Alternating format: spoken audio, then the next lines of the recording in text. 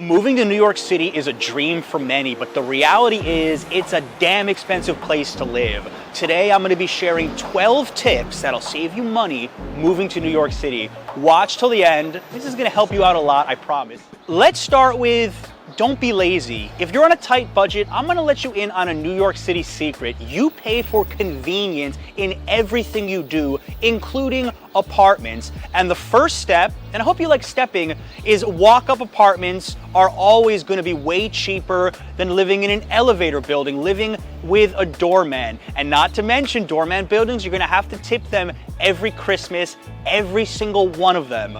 Now, if you wanna really save money, live on the 5th or 6th floor of a walk-up instead of the 2nd floor.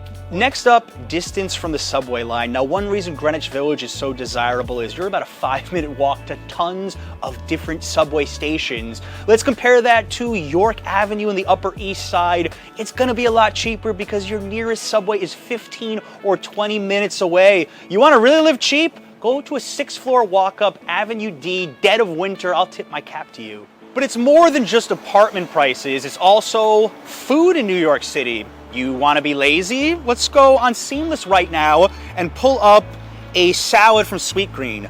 $24 with all fees to order that salad. You wanna take some money off?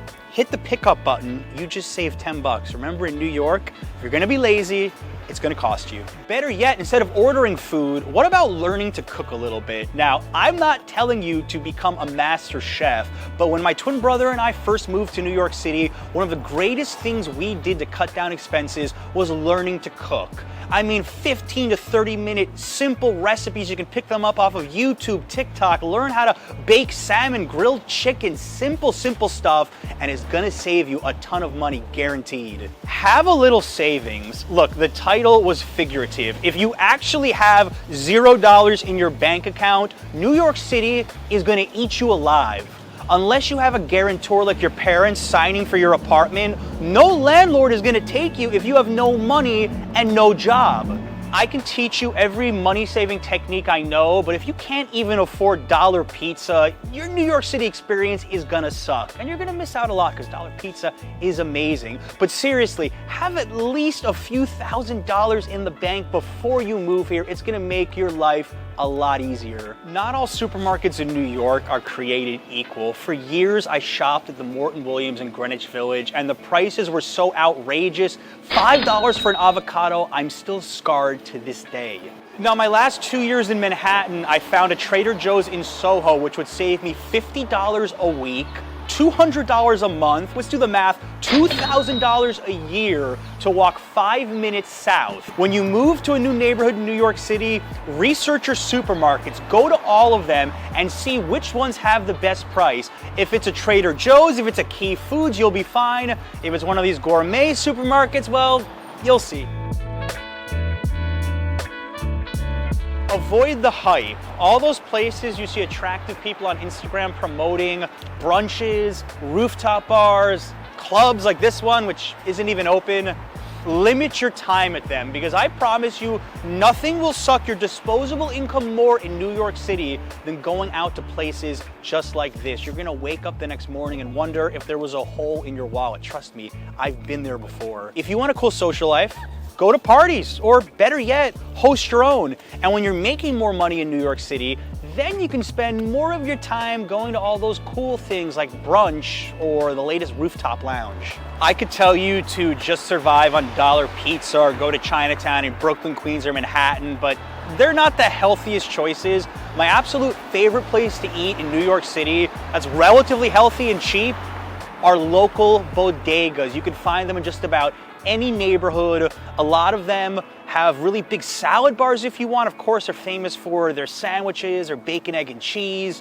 Whatever you want, they're open 24 hours. And a lot of the times the employees get to know you. You'll walk in there, they'll know your order before you even open your mouth. And I meet a lot of people that leave New York City and they tell me one of the biggest things they miss are those 24-hour bodegas on what seems like every corner. Roommates, the New York City rite of passage. At the age of 19, at the age of 40, it is completely acceptable to have a roommate in New York City because normally our rents are just so expensive. And I know it's a common sense thing, but you have to think about it. You guys can pool so many expenses together, like furniture, grocery shopping, and heck, you have a built-in person to go out with, built-in social life. There's a lot of advantages to people just moving to New York City, trying to save money, having a roommate. Don't install an air conditioner. Now, this might sound a little bit extreme, but just hear me out a little bit. And for the Europeans watching this, Americans are obsessed with air conditioning. If you have an air conditioner in your apartment, you're gonna spend at least $100 more per month. And if you're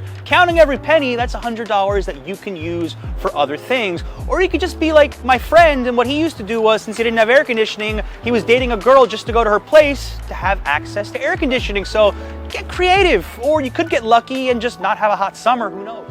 Timing. Unless there's something crazy going on like a global pandemic, apartment prices tend to fluctuate depending on the month. Oh wait, there is a global pandemic. And if you're actually planning on moving to New York City now, I mean, if you have a good reason, something that you're actually pursuing and you need to be here, you may never get a cheaper price. They have dropped to insane levels. I'm talking $1,500 a month to live in Greenwich Village. Yes, I'm serious, but if you're watching this video after the pandemic, my advice to you is try not to move to New York between May and September. Those dates tend to have the highest competition and rents will be at the highest number. Meanwhile, if you move here January or February, you could save $200 to $300 a month on that lease. It's just the fact people don't like moving during the winter. And while we're on the subject of apartments, try to avoid broker's fees. I mean, all you're really doing is paying them to show you an apartment and sign a contract. Right now, there's very few apartments still doing it, but after the pandemic, they could come back strong. So try to avoid them if you want to save some money. How to get super cheap or free furniture for your apartment. Look, I know IKEA is cheap and Wayfair is cool, but if you're absolutely on a shoestring budget, here's what you need to do. Facebook Marketplace, no joke, they have the best deals in New York City. This is such a transient culture. People are always moving and want to get rid of their stuff. Look, I pulled it up right now. Look at all the free and cheap couches. Heck, this one has a cat on it. I wonder if it comes with a cat. Don't tell Adriana that I said that. But seriously, guys, when I left my apartment in the Village, I gave stuff away for free on Facebook Marketplace just to avoid taking it down 4 flights of stairs. Check it out. Believe me, you could really furnish your own place almost completely for free if you want. Speaking of secondhand, New York has some of the best vintage and thrift stores on the planet. My absolute favorites are in Bushwick, Brooklyn. L Train Vintage has good prices. The stuff is stylish. The absolute cheapest is at a chain called Le Point Value Thrift in Brooklyn. There's also so many flea markets in the city if you want secondhand or antique items like cameras or just about anything. The Grand Bazaar on the Upper West Side is one. Brooklyn Flea is another. Find free things to do. If there was ever a city on this planet that has an excess of free things to do, it's New York City. That's right. You could just wander neighborhoods all day and find random things like this tunnel behind me, which I've never even heard of. I've no idea what it is, but it's more than just that.